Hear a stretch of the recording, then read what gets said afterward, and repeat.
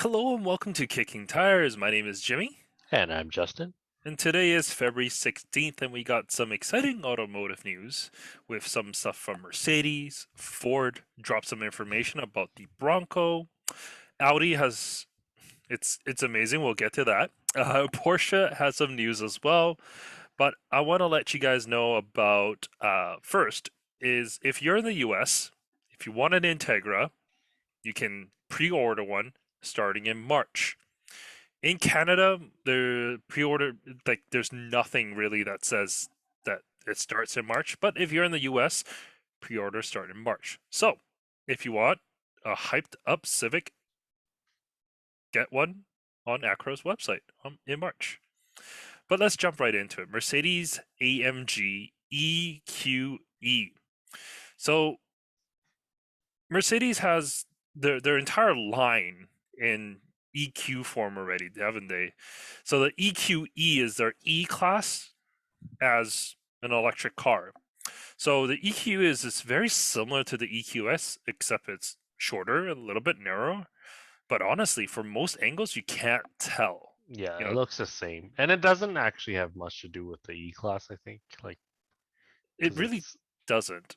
yeah, And it's just that's their E segment. Like, they have yeah, their CES sizing, I guess, yeah, or it's B. it's kind of weird.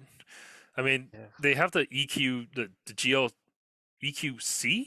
No, they don't call it that. Do they call it that? The GLC version of the electric. I don't know what they call it. Anyways, they have electric versions of the A, the B, as well as the C class in their SUV lineup as well. But Yeah. anyways, totally off topic. This is the Mercedes AMG version, so their souped up version of the EQE. So the battery is the same. So that's the first thing you got to know. The battery is exactly the same as a regular one. It's still a 90.6 kilowatt hour, which means with the hyped up motor, you're going to get less range, but you get more power. Hmm. In Canada and the US, we're only going to get the 53, but there is a 53 with the standard variant, and there's a 53 with the dynamic package. In other parts of the world, they're going to get a EQE 43 as well, so slightly lower powered. But the 53 that we get is 617 horsepower with and 633 pound-feet of torque. Or if you get it with the dynamic package, that's 677 horsepower and 738 pound-feet of torque. With the dynamic package, it matches Tesla Model 3 performance in terms of its performance. But I think the EQE should be a little bit bigger than that, considering that it's a E class and not a C class. Yeah, and well, the Dynamic Plus package, I think it's kind of a weird one because it's really just software. Like, it has different sound modes when you're driving, like different driving noises it can make, and it's just like software for how the power is delivered. So it's kind of weird, kind of lame in my opinion that they're making you pay more for that when the 53 is already kind of an AMG model Hmm. per se. Um, But yeah, it isn't like the 63s like and 63S the same thing because the S was a little bit more yeah, powerful and it was just tuning. yeah. I think well, at least with like a gasoline car, engine tuning is I don't know. Maybe there's more to it. To but It, I don't. it's just some dude on a computer pressing up arrow a few more times. That's all they're doing. Yeah. Yeah, and I think you get a little bit more with those S package or performance package in the past, but this is like one of the least. You're getting like no hardware with this, which kind of lame. Which I think that's just going to be the future of I don't know performance models and tuning uh, for electric vehicles. They're just gonna have different software. Like the hardware, Tesla's good in the sense that the performance actually get some performance hardware to go along with it. But Yeah, the motors are yeah, different. we have So different brakes and stuff. So the biggest problem with the EQE, the AMG edition of it, to me is just the looks. So okay, Before you say, well, the Tesla Model 3 performance looks exactly the same as a regular one, minus the different wheels and a lip spoiler. Yes, you're right, but this is Tesla and this is Mercedes. Mercedes AMG cars has always been like flashy. It's always been wild. It's always been like, something that you look at and you're like, oh yeah, that's definitely a performance variant. But this one, okay. What have they changed? The front grille looks exactly the same as the AMG line version of the EQE. Yep. So it's basically the same, except the grille. Instead of having a bunch of little Mercedes 3-point stars on it, this has vertical slats, but because it's not an actual grille, it doesn't do anything. It just looks like the Pan Americana grille, which to me I think looks worse than the little 3-point stars. On the side is exactly the same, minus the wheels. On the back is where you see the biggest difference. But even on back, there's no picture of the back. Yeah. Great, They thanks. well, they've done a gloss black window frame trim and the gloss black mirrors. I'm just comparing to the base one right now. Yeah, Gloss black ground effects on the AMG models. But again, there's just not that much you can do as far as aero. Like you're not going to see the canards that we've seen on like with the A45. yeah. Uh, you're So not like, going to get that on a electric car. it, Yeah. I mean, I understand why, right? They want to maximize the efficiency, but I don't know. It's just something that they're missing out on. Yeah. Well, Uh, the problem is that the shape is just bland. Like it that really is is. it's and I don't know. I talked about it in the past that a lot of manufacturers are just sticking with this turtle shape for their EVs, and it's just really it's been there, done that, and that's why I like the Ionic, and also I guess the EV6, which I don't really care for the rear end, but the Ionic just looks so different. Like it's so boxy for an electric car, Right. a mainstream electric car too, not just like some niche product. That I like that they kind of did something out of the box per se by making it a box. Um, but yeah, the Mercedes cars. I mean, just even with their gasoline lineup, everything looks the same, just scaled down. They learned that from Audi, but at least Audi nowadays, like you can distinguish an A7 and an A5. You can distinguish an A6 and A4, and all the Q models I can distinguish relatively easy. The Q8 looks very stylistically different from the Q7, and Yeah, they're basically the same car underneath. So it's Audi's kind of outgrown that. a Uh, little bit. A We'll get little to that. bit, yeah, but Mercedes hasn't, or Mercedes has gone back in terms of this, and I think this ever since, yeah, like the W205 generation, C class, like everything has the same front end, same everything. Interior even feels very much the same when you go. The S Well, has a different feeling interior, but like yeah. they all feel very generic. Well, I was just last week I was in an E class. The week before I was in an S class. I mean, the S class definitely feels a lot better. Like the panels, they don't creak. It just feels like it's put together really well.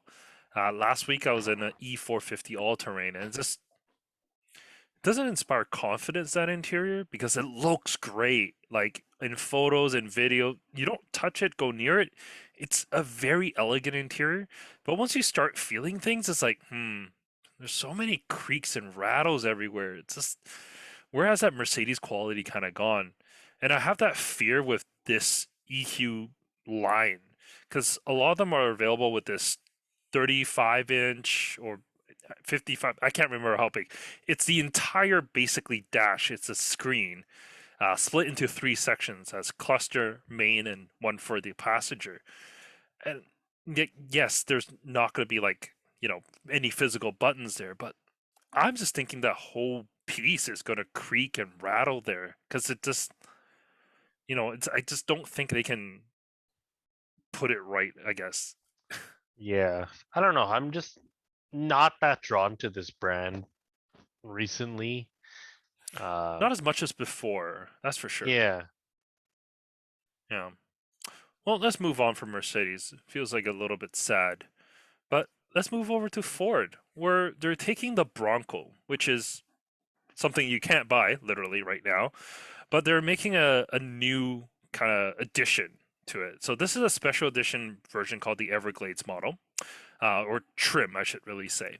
So what it is they take the Sasquatch package and then make it kind of better, but it's kind of more geared towards like trekking through mud and like crossing water and stuff like that because Mhm. it has the snorkel above, it has a winch, and all the vent ports has been raised up to increase its fording capacity. So right now it can ford actually what Yeah, did I have here? 36.4 inches of water? That's that's higher like than 3 three feet. feet of water. Yeah, That's a lot. yeah, that's up to the top of the tire, basically. Um, It's yeah, more than pretty. that. Oh Yeah, no. depend what Oh, you're putting on, I guess. 35. Yeah, nope. Yeah. I get it. Some off-road guys are gonna say you don't want to submerge your whole diff, whatever. But I mean, who knows fording better than Ford? I get it. If Ford says you can ford how much it can ford, then I'll go by that. That It I'll should be. take Ford's word on how well it can ford. You know, yeah. But you get a winch, 10,000 pound winch, pretty solid. Those, Yeah, even if you were to pick one up yourself, it's gonna cost at least $1,500, not including installing it yeah, and the and bumper where to for it. mount it to. Yeah. Um.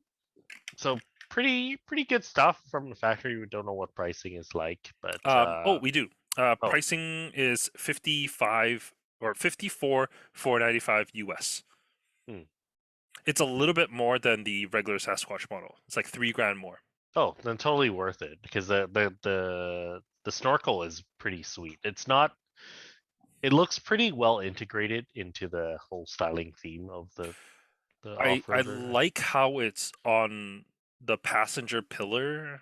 Like I feel Yeah, like it's gonna obstruct visibility less than and the it has driver's some kind side. of quick swap air vent thing Oh, that you can.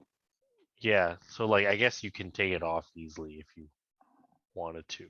interesting. Yeah, Yeah, so this is definitely supposed to be like the name suggests, Everglades. It's really designed not so much rock crawling, but I'm sure it'll be able to do that. It has mud terrains. It's kind of designed for that. Only available in a 4 door and only available with the 4 cylinder. So you can't get the 2.7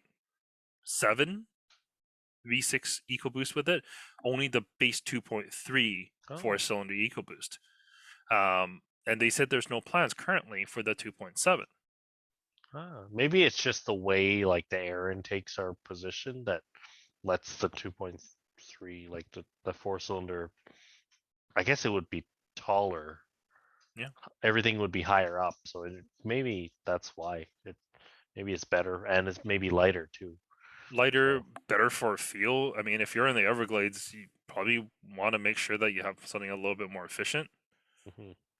But yeah, Yeah, uh, Ford is killing it with this truck. Super desirable, obviously. yeah. It also comes in this brand new exclusive color. They call it Desert Sand. Um, but you can get in other colors as well. There's a green. Eruption green. Yeah, there's green, the gray, the Area 51, which is another gray, as well as there's a black as well. They're all good colors. There's They so they many colors to choose from. I really mean, it's, are Jeep also has, like the Wrangler also has. It some looks good good in color. any color. Yeah. If you like it, I yeah. do like the grill on this as well. So it's a gray grill with the blacked More out retro. Bronco. Yeah, so the Bronco letters is blacked out rather than whited out. And there's something just a little bit more stealthy to that, which I kind of like as well. But Yeah. if you buy a regular Bronco, it's not going to be hard for you to change it from white lettering to black lettering, so Mm. shouldn't matter too much. The interior is basically same, no real difference there, so not much else to talk about in terms of that. Oh, also only available as a 4 door, no 2 door Oh option. yeah, you mentioned Oh, okay. that. Right. Can't remember what I said. 17-inch wheel, 35-inch tires. But yeah, super desirable. I think it looks good. Here's a picture of that quick swap. Oh, it's just a cover. Looks like it's an interchangeable intake and blocking plate for front to back. So I guess if you're going through something that's a little bit higher, you can swap it around so that you don't have to worry about water coming through if it's I on the don't know back if end of it. that's if you're getting water up there, it's that's you got more things to worry It's about. yeah. Well, Yeah, 36.4 is going to be just above the tires. So yeah. the Oh, and topographical themed graphics. So like the Frontier we talked about last week, you can also use this car's graphics as a map. oh, what it is for dusty air. That's what it is. That Ah, that it's a intake, filter. yeah, intake or blocking plate for dusty air or clean air. Ah, I would assume the dusty air because it's a little bit more restrictive. yeah. Oh, so you just swap it front to back Yeah, is the idea. so it's always available for you. Cool. That is cool. There's a dude here. I don't know who he is or what he's about, but I won't read into that. Awesome. Thanks, Ford, for giving us more options on a vehicle that we can't get. Um, let's move on to Audi. The Audi A8. So this came onto my news feed, and I was like, "This is new." Okay. Then I start reading about it, and I honestly can't read what is new on it. With Uh, sharpened design, particularly in the front and rear, like, where okay, it looks identical. okay. So the front bumper is slightly different. Front grille slightly different. The headlights are raised a little bit and angled towards the outside a little bit, so the grille is actually a little bit bigger than before. The rear bumper is different, and that's the only thing I see. But it's so subtle that you have to like see them side by side. I have pictures pulled up side by side so I can actually tell these distinctive differences. But you know what? It's an Audi A8, right? It's not supposed to be that flashy uh, executive car. You know, it's gonna be the one that's gonna be running under that radar. And of course, you got the S8 as well. For Canada and the US, we only get two models, the A8 and then the S8. In other parts, there's like the plug-in hybrids and whatnot, but apparently we're dropping that for whatever reason. Hmm. So the A8 that starts at $86,500. You get a 3-liter twin turbo. Is it twin turbo? Can't remember. It's a turbo. Not sure if it's twin. V6 that makes 335 horsepower. But the S8 is the only one that you can get a V8 in anymore. And that's the 4-liter V8 that makes 563. But something that I did find was they actually did a big price drop on the S8. It's about 14, 15K less than last year, Ooh, US. So that's a huge savings. I don't know necessarily how they did that. If they dropped like standard equipment or whatever it may be, but yeah, the pricing information that I got on here versus last year, it's yeah about 14, $15,000 less than the year before it. nice. Yeah. I would say the problem with the Audi styling is that the A8 is trails behind the rest of their lineup. Uh, you're how Mercedes does it is they launch their S class and then everything trickles down from that. You see the new S and then the C class starts to look like the S after Not a few the years. current gen though. The current gen was actually a little flopped because the C class was updated and then they push it to the S. And then the new E class that's supposed to come out, that also has similar styling. Yeah. It used to be S models trickles down to C and E, exactly what you said, but for the current gen, it's kind of flipped around. Well, the new C is not even out yet. Well, it's kind of out. It's kind of out, but it's not out for us. But the new C is a 2022 model. The S was updated in 2021. like that new, I guess Yeah, the one that but you're. I think they launched the C information first. That's why people have said that. I remember reading it somewhere that it seems to be flipped around how the S is taking from like styling bits and pieces from the C. Mm, I can't remember it. there I is s- back and forth because of the facelifts, but the whole generation, um, the S came last year, and we still don't have the new C. We have the new S already. We don't have the new C. that's true. And yeah, the way it was released was 21, and then for the S, and then 22 for the C.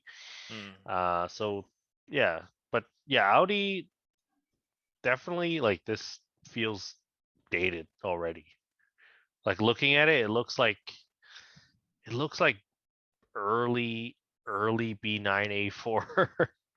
Yeah, it's just, yeah. The interior is the same as that the rest of the higher end Audi lineup, but the exterior is, it feels like an old car that they just kind of slap some of the new bits on, and frankly, I don't think it necessarily looks better. I don't think it looks bad. I think it looks bad. You think it I looks think it bad? looks. The problem is it looks worse than an A4. I just think it just doesn't stand out. I think it just looks bland. I think it just looks like a car. Yeah, Um, but people give Audi that pass all the time. But like I said, a Q5 or an A4, like they're better looking cars proportionally, mhm. and just by stretching it out, it just doesn't look that great on. And this is your flagship, essentially, Yeah, sort of the R8 of obviously, but I don't think it's offensively bad. it's not. But this is your flagship. The rest of your lineup looks better. Yeah. I can't think of one Audi model that looks worse than this. Like objectively speaking, Mm. uh, like this styling just looks so. If you covered up the headlight and the grille, it looks like something from 15, 20 years ago, Yeah, no, it definitely does. where you don't get that vibe from the The rest rest of of the the lineup. lineup. Yeah. Yeah, The new A4 looks pretty good. It does look a little bit more fresh. yeah, they just Still, facelifted it, and it just looks good. yeah. It's still bland, but it does look a little bit more fresh. I remember like a few weeks back I sent you a photo. There was someone that was selling an Audi on Craigslist and then they debadged it and had Passat written on the Yeah. back. And like for most people you couldn't tell. Like it was not a Passat. Like there's no Audi rings on the back. It just Oh, looks but like the a Passat had one of the biggest glow downs of the last 2 decades. I feel like yeah. that car used to be relevant, and and the last 10 years has been a rough 10 years for that car. Well, it's been rough 10 years for the company. Well, yeah, they, no, I mean, like, look at like a Tiguan and stuff like that. Like they do okay. they do okay, Obviously, but they that's are that's not an excuse for why yeah the Passat is a failure. they, they're putting their resources where it matters, and Passat was not a vehicle that matters in North America. I mean, they made a North American version of the Passat rather than taking the European versions, which they did on the previous generation, because the European one was too expensive. Mm. So they made a cheaper version. I remember when that Gen Passat came out, it was like the cheapest large sedan you can buy. And it was like cheaper than like an Avalon, cheaper than a Buick, and It's people not as big as an Avalon. the the Passat is huge on the back seats. Like it's big. It really is big. And then they did the Arteon, which looks great, but then you get Oh, inside and you're just like, this is just a Jetta. but I think the Arteon's biggest problem is the price point. Yeah, it's like 60K. You could It's buy an Audi A5 it's Sportback. very expensive. You could I get mean, a Sportback. I looked at the CC when that was available. I really wanted one. There was a used one on a dealer lot that I wanted to pick up. It was a few years used. The V6 4 Motion, like it had everything good about it that I loved. The styling was great, but then like I sat on the inside. that's where I'm gonna be most of the time, and I feel like a Mark V GTI, like because that's when the first CC came out. Anyways, completely off topic, but yeah, the A8, I think it doesn't look bad. I will agree that it's not special enough considering like the new S class. It's absolutely beautiful. Genesis, if you're looking for a less expensive flagship, the G90 looks great. Other than the back, as you, I think you said last time, like there are just better options out there. You know, if you want something a little bit more reliable, Lexus, the LS looks great. The interior on the LS is amazing. It's like, do you really need to go with Audi still? Yeah, the A8 is and the S8 are the least relevant cars in the Audi lineup, I guess. Yeah, Ironically, like it's such a defining car for Mercedes, but Audi's not so much. it's kind of funny how like Audi or Mercedes still puts a lot of effort in that S class because that's a brand new car, right? Chassis, everything is brand new. Whereas most manufacturers are taking their money and putting it towards SUVs. Yeah, but I don't know why the SUVs just don't get that same level Oh, the of play. GLS is nowhere near as good as the S class. Yeah, you have to get up to like the Maybach to Even with the get. Maybach, because it's still based on a GLE but stretched, it's just nowhere near as good. Hmm. It just you're not getting your money's worth. Yeah, it definitely doesn't feel like it's on the same level once you sit inside. I love this photo. So right now I'm looking at the milestones of the Audi A8. So it has generations of the A8, and they look like the exact same car. Yeah, it could like the 2022 model could be the 2002 with better headlights. Like it's exactly the same. Like okay, the 94 that looks quite different. I must admit that was like Natty's Audi styling was a lot more blocky. My cousin had an Audi 90 from the early 90s and I loved it. But yeah, the that AA was very different. But right after that, the 2002, 2010, 2017, it's like it's all pretty similar. Flatlined. It's all pretty similar. just just flatlined. Yeah, absolutely. Well, let's move on from this flatlining to something a little bit more exciting. Porsche. They just released the Macan T. So the Macan T, T stands for touring. So what Porsche wants you to think is, hey, we got the regular Macan. We have the Macan S as well as the GTS. And they had that turbo, but they killed off the turbo and made the GTS the turbo because the GTS has the same engine as the turbo. Confusing enough, right? But they're like, you know what? We need something, to fit that lineup between the regular Macan and the S. There's not a big distinction there. I mean, yes, you can get option packages, but we need a trim right in the middle. Call it Mhm. the T. That's exactly what it is. Fits between the base Macan and the Macan S. It has the same engine as the base Macan. So same 2-liter turbocharged 4 that I think is E888. I think same Yeah, Golf. same Volkswagen Audi Yeah, family engine. 265 horsepower, 261 horsepower, and 295 pound-feet of torque. 7-speed dual clutch, exactly the same as the base. 0 to 60, 5.8 seconds, 144 miles per hour top speed, same as the base. But what you really get here is you get cool seats, which Justin will tell you about because he loves that. It has launch control, sport chrono package, and active suspension as standard.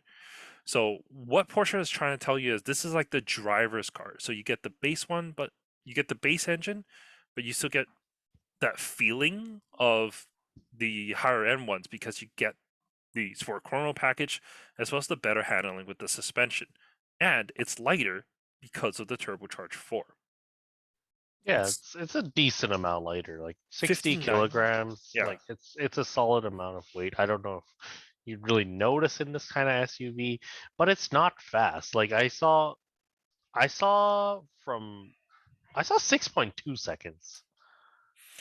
5.8 is it's what I got from Porsche, the website itself. Oh, because it's from the newsroom link. It says Oh, 6.2. So I don't know if there's a different press release somewhere, but it's not fast. 6.2 is now slower than an FRS. Well, the equivalent of an FRS.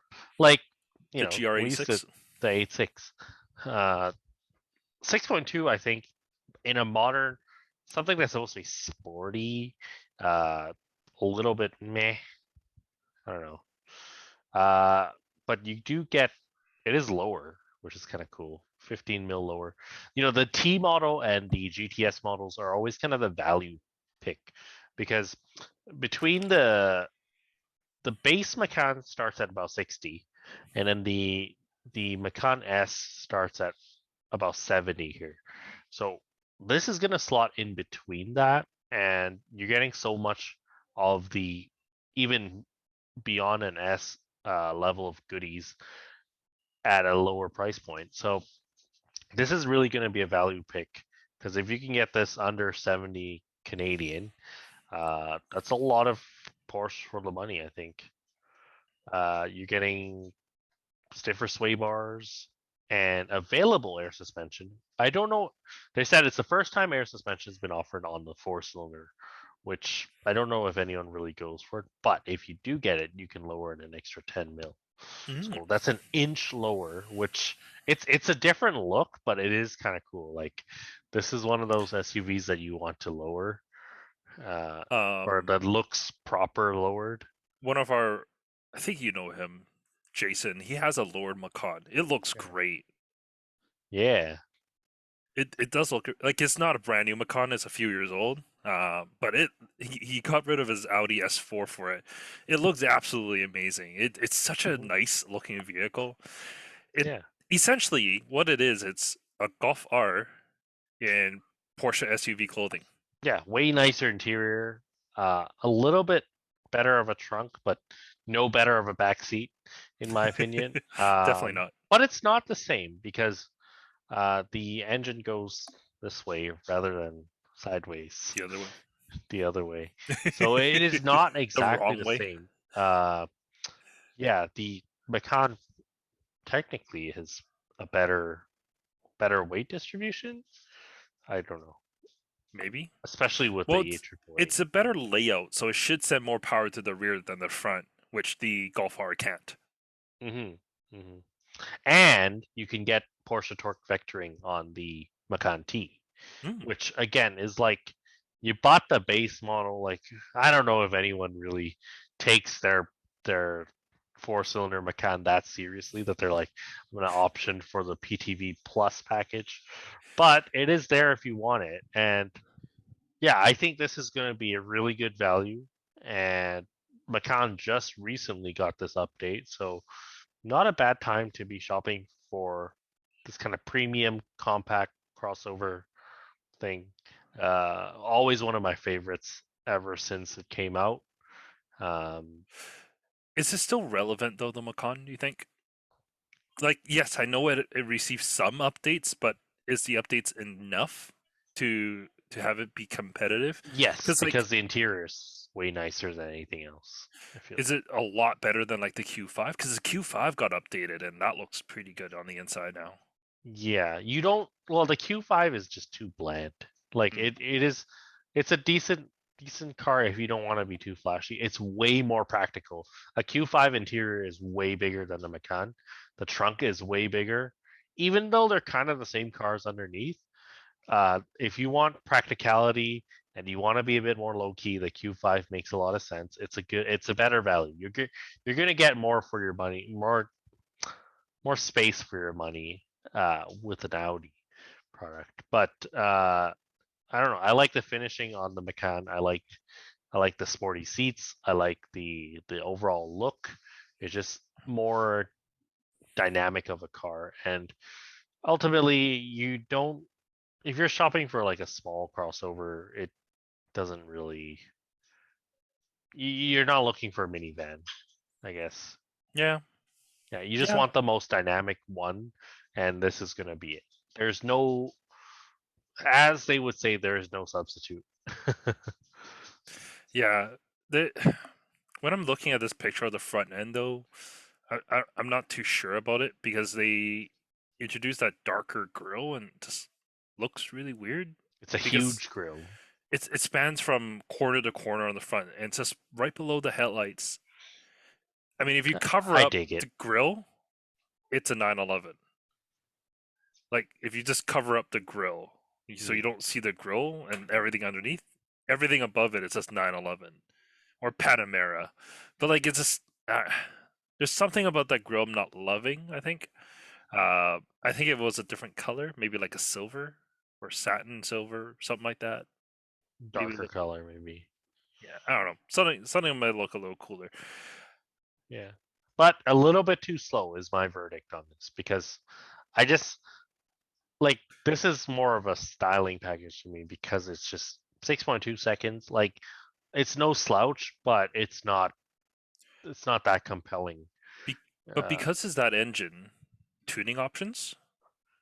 yes, it is EA888, but there goes your warranty. At the same time. Yeah, Hmm. Yeah, because I know like our your one of your colleagues, Wes, he told me about the 2 liter turbo Macan. Like honestly, like a few years back, I thought all Macans were V6. He was like, no, no, no, no. There's a base 2 liter turbo like Macan yeah, that that no you one never buys. see. Yeah, Yeah, that you that you never see. But if you can find one, it's like it's the car that I want. This is before he bought his FJ, and he really wanted this.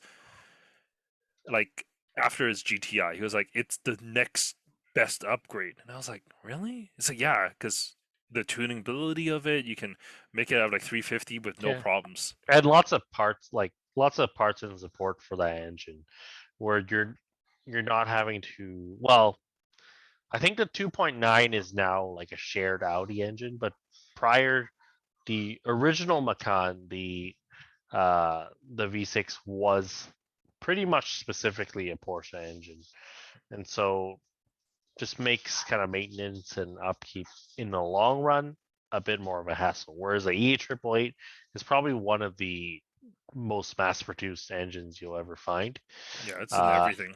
and it's fairly reliable as well, which is like a big plus when you're shopping in this segment. Yeah, Yeah. absolutely. And that's really all the news that we got for this week. Relatively a slow week, but did drop a review for the Nissan Frontier, and I knew you want to talk a little bit about that as well.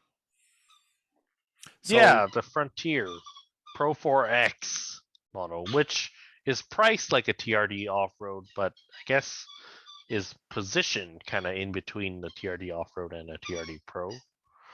yeah, it's kind of in the middle of it. Um, some say it's not as good as like a full-on TRD Pro because it doesn't have the crawl control and all that good stuff. But External reservoir dampers. yeah, it doesn't have that. But like, I still think the Pro 4X is a decently capable truck. I mean, unfortunately, I wasn't able to go out that week to really see what it can do. But also, my tester came with snow tires and really didn't want to hit trails with those Yeah, compared to the all terrains that it should come with. yeah. The back seat is noticeably better, I think, on the Frontier. Just from what I've seen, it it seems like a more practical car than a Tacoma. Seating position as well. Yeah, I like my knees weren't up to my chest, which was great because the last Tacoma I sat in, which was a 2020, I was like, this is horrible. Like, why am I sitting like this? Same thing with like the driver's seat up front. Not the most comfortable positions for anyone in the cab. Yeah, and powerful engine. We talked about this last week a little bit with the Frontier, all those concept models, but it is a way better engine, I think, than Yeah, than all of its competition, really. Uh, some arguably, some really like that Duramax from the Colorado though. some really hate it because it's like really unreliable. Yeah, small diesel engines always have reliability problems, don't they? It's domestic diesel engines always have problems. Yeah, Yeah, but like, unless it's a heavy duty. yeah, but like it's one of those that people go for the Colorado either for a ZR2 because it's super capable or because it's the only one that's available with the diesel. No, and it's like kind of the work truck trim. You can Mm, get you you can can get get a a really really base one. stripper Colorado, whereas the taco, I don't think we can even get like the really crappy tacos anymore. Like No, the not like four-cylinder, two-wheel drive, no, I don't think low. we can get that anymore. I think you can Yep. still get that with the Frontier though. Ooh, I did see a stripper model before, a 4x2 one. but it's not Um, the hard body concept.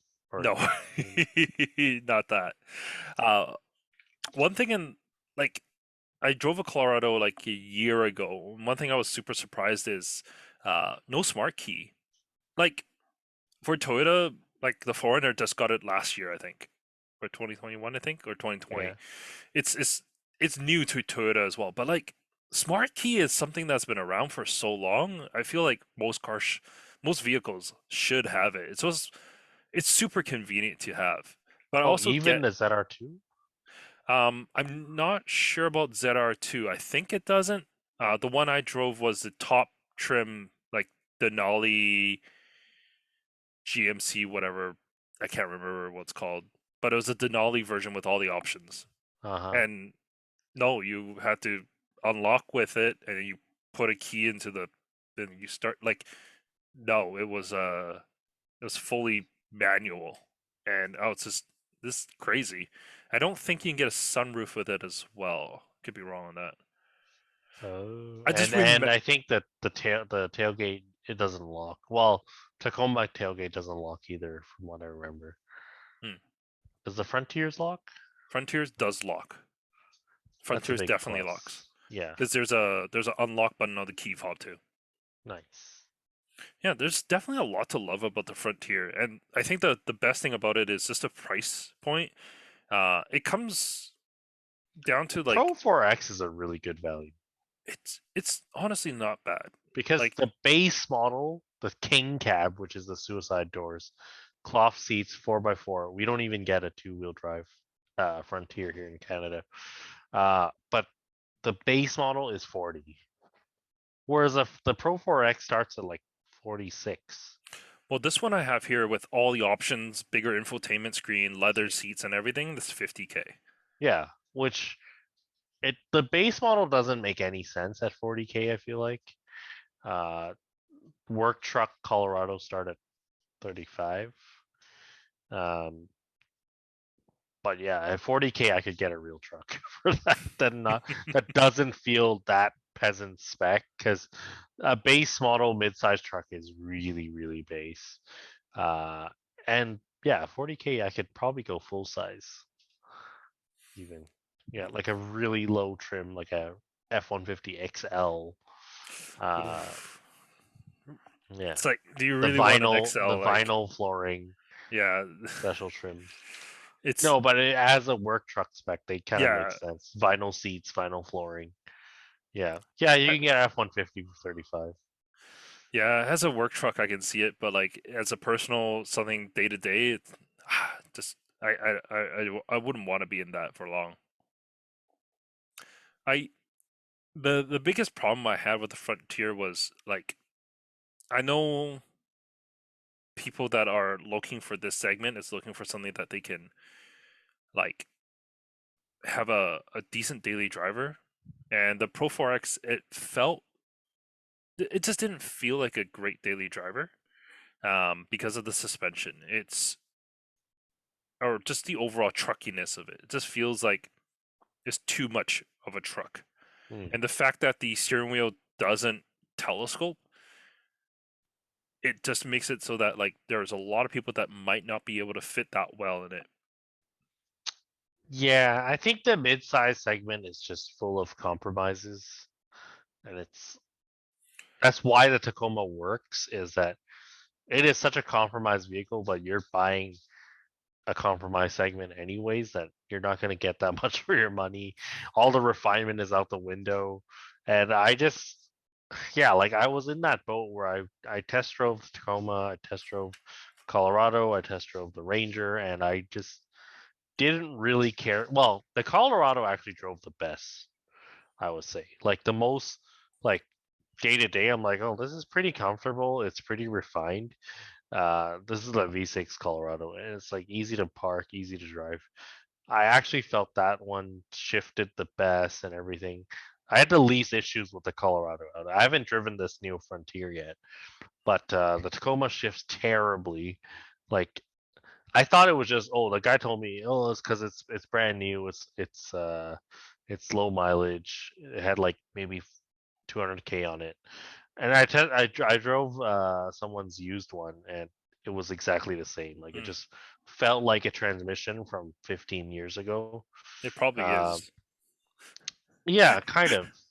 And yeah, with not very good fuel economy, and the Ranger shifted good, but and got good fuel economy, but just the chassis felt like crap. Like it just very floaty, very vague. Whereas the Colorado had good weight to the steering, so I like that one. But I'm curious how this Frontier feels compared to that. Uh, It's been so long, so I can't really say. It's like it's been like 2 or 3 years since I've driven the Colorado.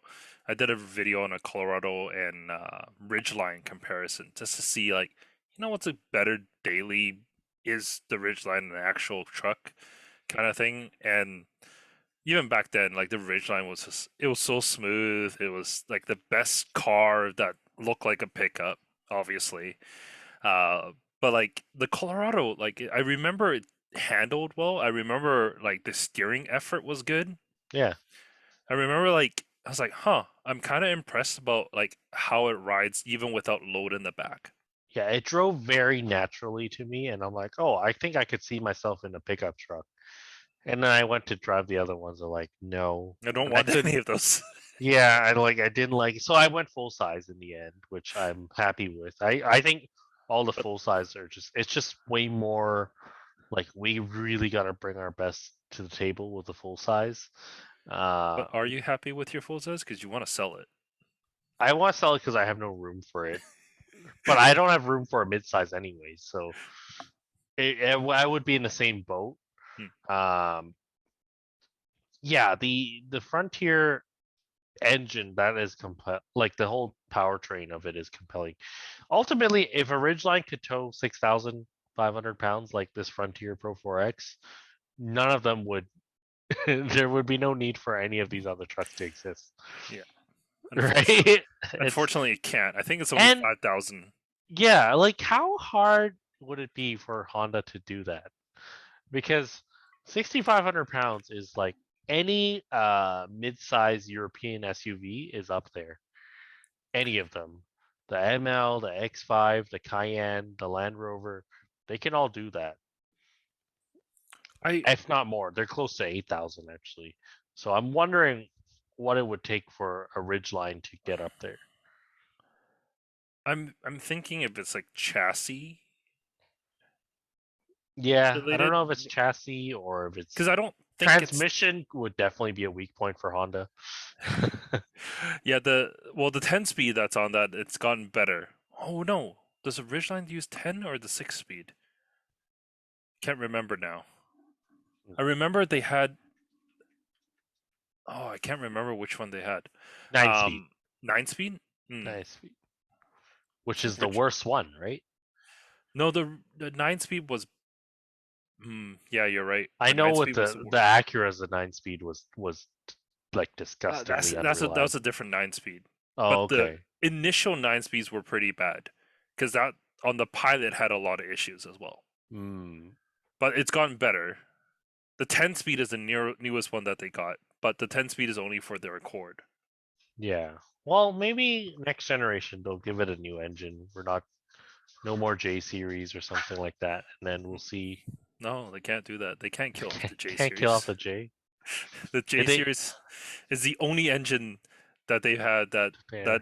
that's been able to make more. It's sufficient amount of power Is it? The K can't. No. Not in that kind of power and torque delivery. Yeah, but to make it like a bona fide truck.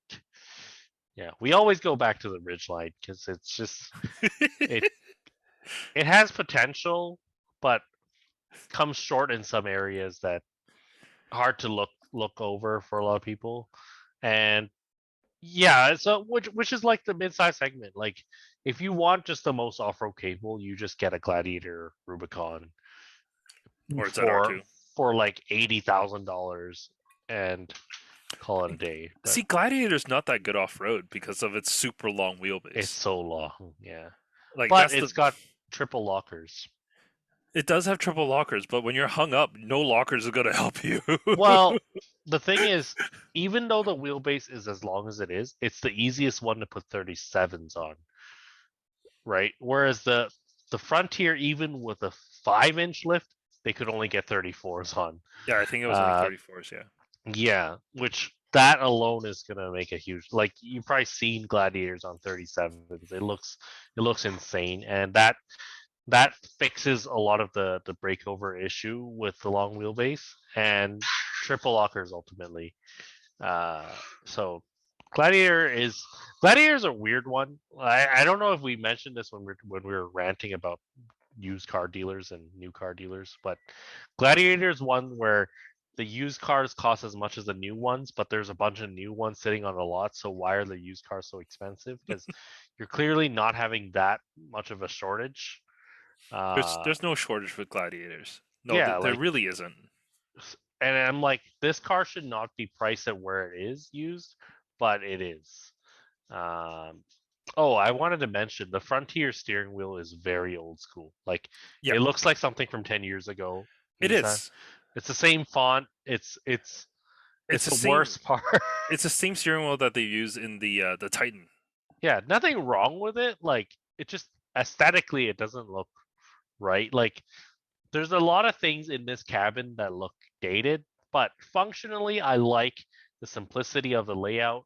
I like uh, everything is kind of where you would expect it to be, and the important stuff, the infotainment seems to work pretty good, which I guess Honda's definitely doesn't work that good.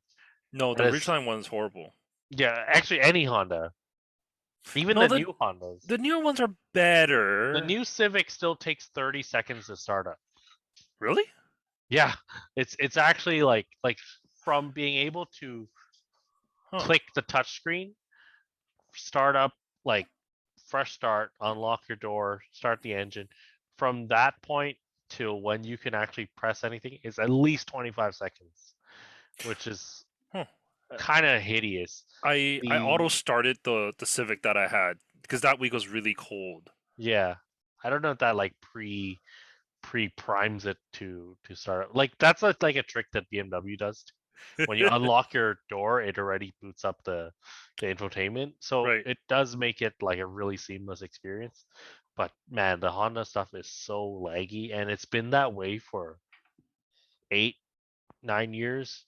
Ever since that blue Navi screen that they did, like that made you like use voice commands for everything, but the voice commands is absolutely Oh, unusable. yeah. Remember, I think it was mid Yeah, like 2010. because here's the thing: is that a lot of reviewers will be like, "It doesn't matter. You're using CarPlay. You're using Android Auto." But after driving a Honda, you realize how like a snappy system is kind of important. Because even if you're using CarPlay, like yes, it's just mirroring what's on your phone. You still need a snappier system to connect to You your still need phone. good RAM. Like my RAV4 one, it lags every now and then. Uh oh, I do we have time? When did we start? I don't know. We have Maybe time. I'll save it. Yeah, so I've been driving the new GR86 for the last 2 weeks. The Thanks for inviting me to your GR86 party. still not broken in yet, but it's at 800K as of today. Uh, amazing car. Yeah, I'll just cover that review slightly, like my short review right now. Amazing car because it drives exactly the same as the old one. like everything good about the old one, it still has, except the engine is just so much better. It is like 400% better than the old one Hmm. because it's now got so much torque that like even if you're lugging the engine, say you're in fifth gear at 1500 RPM, you step on it, it goes, Hmm. and that alone is such a departure from the old car. It's now a sub well into the sub 6 second 0 to 60 range. Apparently, I believe it. Um, the intake noise is kind of addicting. A lot of reviews crap on it because it's fake or it's pumped in or whatever. Well, But it's a tube, right? I don't know if it's a tube or if it goes through the speakers. I really don't care because it's fun. Hmm. Like I don't know why. Like that's such a journalist cliche is to if it's fake, it has to be bad. And like or a journal actually not even journal. It's a car enthusiast cliche. It's like one of those things. Oh, is it electric steering? Which again, electric steering. The old one was perfect. This one is also perfect. The biggest problem is actually the manual stuff, where the clutch feel is terrible, just as the old one. Everyone who's driven this car, including the delivery specialist who brought the car down from upstairs at Open Road Toyota to their front parking lot. He's like, this car is really hard to drive. I have a manual Corolla, and this is way harder to drive. And because the clutch feel is so bad, it's just there's something about the spring or something with it that uh and where it engages is just terrible. Hmm. But other than that, which honestly the old car had pretty crappy clutch. I think it's probably the same. Um, Well, I was thinking back. I was like, I drove Peter's BRZ for a while. I thought it was okay. I didn't have any problems with it, but I don't know yeah, if he fixed it or anything like that. yeah. I don't know. Like I'm pretty used to it, but I can tell it's pretty bad. Like anyone who hops in, I didn't notice it as bad on the old car to be honest. But Hmm. uh, no. But the engine is something to behold because it's just got so much power. Like it's legitimately a sporty fast-ish car now that is still slow enough to not be doing triple the speed limit everywhere like the Supra, because that is the B58 in the BMW, the 240i that you're driving this week, and the Supra. It's just a little bit too fast to enjoy yourself. Like I feel like it's you're going to jail like very easily, like, and it comes on way too easily. This one you still have to work for it a little bit, but it's like the perfect amount now. Hmm. It's but but I want to say that after driving this car for 2 weeks, I ended up placing an order for a 2022 ND because this car still doesn't do it for me. uh I'm just gonna trade in the 2016 ND for the 2022, Oh, and yeah, that's just gonna be my end game car because I want to. I don't know. We could do a review on this, so I want to save maybe some of this for a comparison because we'll still have the GR86. It's not my car; it's an employee's car actually, but I'm helping him break it in. What a nice boss I am! But how generous of me to help him break it in because he drives like 60K a week, so it's never getting broken in. sounds like my commute. Yeah. Um, But for me, it's still Miata is still the answer. But Ooh, this interesting. is, but the GR86 is still not only like the car that you should buy, it's also the better car. Like it is a better car, it is a faster car, but I still want the Miata more. Hmm, that's interesting. Yeah. That's interesting. That's Spoiler interesting. alert, because I think if we do a review video, most of the people wouldn't have heard this episode. So It's okay. because this is at the very end of this podcast, Yeah. that that's a spoiler alert. Because Huh. for me, that I don't know which one I would place first or second, but for me, if it's the car that I'm taking to my grave, the car that I could see myself keeping for 30, 40 years, it's it's got to be the Miata. That is kind of how I look at it. 2016 is ND1, right? Because ND1. So that's why I want the ND2 okay, because it's that makes just more that sense. little bit more power, and Yeah. you can tune them up to 220 with Oh, headers and like just bolt-on kind of stuff. okay. Uh, So I've driven the ND2 a lot, and I gotta say, even as stock form, like I can be in sixth gear cruising, and I can just give a throttle, and it'll still it's accelerate. so fast. Like I love the ND for that because I was like, it The was 8.6 is better. effortless. The 8.6 is even better Okay. for low end power. The problem with the 8.6, the sound is really meh. Hmm. Like it's really underwhelming. The noises it makes, and it just the key takeaway I had is that this car is no fun at 210s, Hmm. whereas the ND is fun at 210s. The Yeah, ND, it if you're really stuck in is. Yeah. traffic, even if you're stuck in traffic, it is nowhere near as miserable as like it is. I still prefer to be in like an electric car or a hybrid car if I'm stuck in traffic, but the ND is probably the least miserable car I could be in with a manual transmission and a normal combustion engine. Are And the next generation is going hybrid or electric. We don't know are you exactly yet. getting the GSP? GSP with the Brembos, Recaros, and the BBS because I honestly it feels like the end game car that I I'm just gonna keep for forever and actually drive because that was a problem with my NB. The NB was supposed to be my end game car. This is But talking about 10 years ago, it but was a car that you forgot about.